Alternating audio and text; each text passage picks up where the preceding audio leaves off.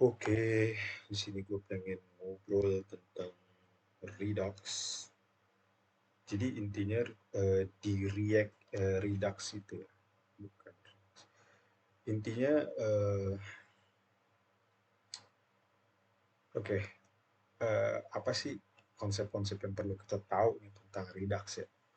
Intinya ketika kita bikin aplikasi React gitu ya, atau aplikasi Vue atau apapun front end, kita perlu ada namanya state management.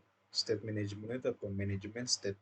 Jadi kayak kita harus memperbarui nih data nih, kayak misalnya contoh di sini counter ya. Kita di sini punya counter, kita punya set counter. Kemudian counter itu nilai awalnya adalah nol, ya kan? Kemudian di sini kita punya view. View itu atau UI-nya kita. Jadi kalau kita lihat, view itu akan menampilkan div yang isinya value. Value-nya adalah counternya berdasarkan nilai counter di sini. Kemudian ketika kita klik button increment, maka on click ini akan panggil function increment, fungsi increment. Di sini increment ngapain?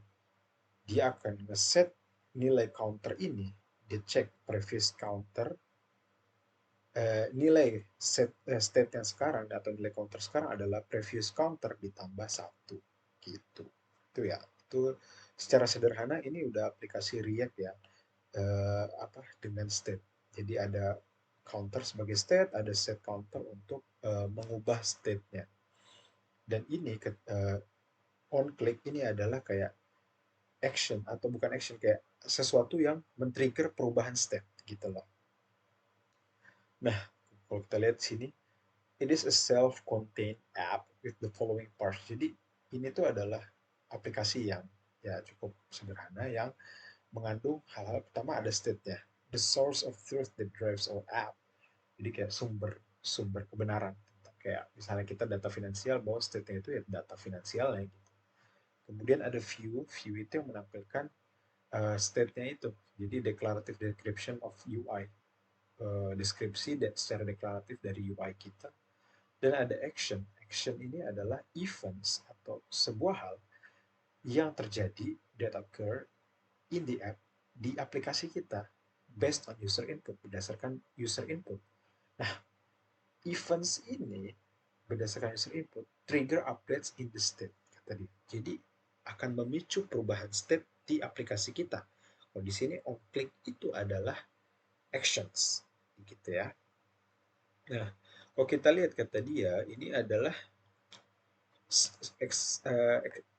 contoh kecil tentang one way data flow atau aliran data satu arah gitu loh. Ini konsep yang penting. Jadi kalau kita lihat, pertama, state itu describes condition of the app at a specific point in time. Jadi kayak state itu tuh menggambarkan kondisi aplikasi kita di satu waktu gitu. Kayak misalnya counter kita sekarang nol nilainya. Kemudian UI itu rendered based on that state. Jadi kita tampilkan nilai counternya itu di user interface kita. Itu yang dilihat user. Kemudian ketika sesuatu terjadi, when something happens, kayak misalnya user klik button, maka state-nya itu akan diupdate berdasarkan apa yang terjadi tadi, yaitu button diklik atau tombol diklik gitu kan. Nah, ketika ini user klik button, maka kita lihat di sini, kita akan panggil sebuah fungsi yang menghandle input dari user itu, ya kan? Nah, di sini kita memperbarui state kita, gitu kan. Dan kemudian setelah itu ketika kita udah perbarui, maka kita akan render menampilkan state yang baru dari counter, yaitu kalau misalnya 0, kita klik 1 plus 1. Oke? Gitu. Jadi view, ketika view itu misalnya terima apa input dari user atau apapun lah yang men-trigger sebuah action, maka action itu akan memperbarui state. Kemudian state itu akan ditampilkan lagi oleh view kita.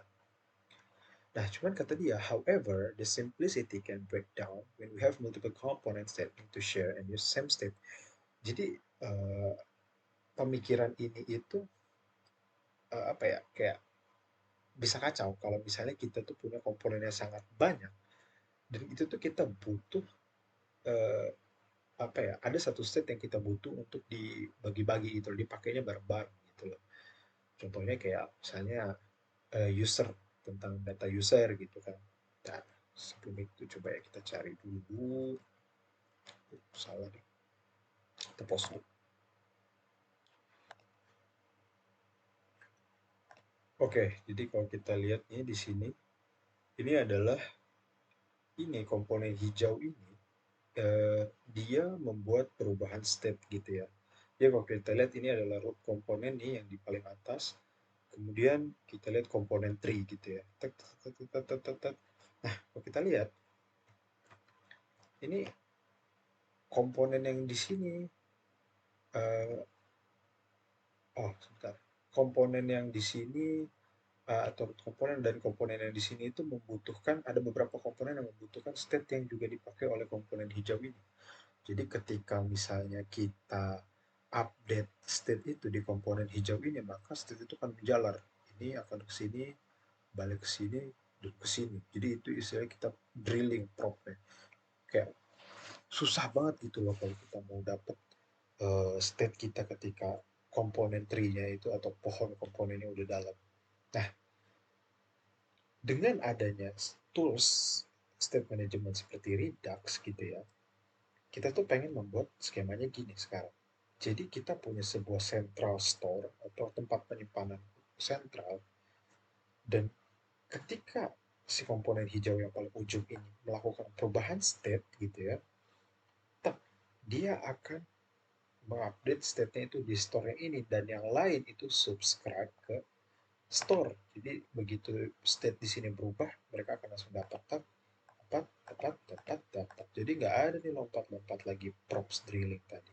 Gitu ya, yang dimaksud dengan multiple components that need to share and use the same state.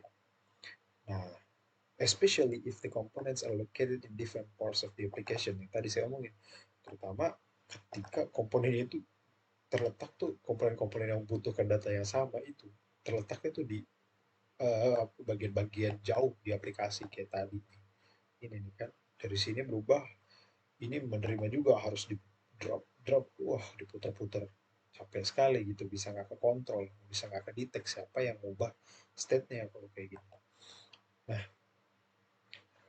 jadi dia bilang di sini kita pakai lifting state up, jadi state-nya itu ditaruh di parent. Jadi kalau kita lihat tuh, nih,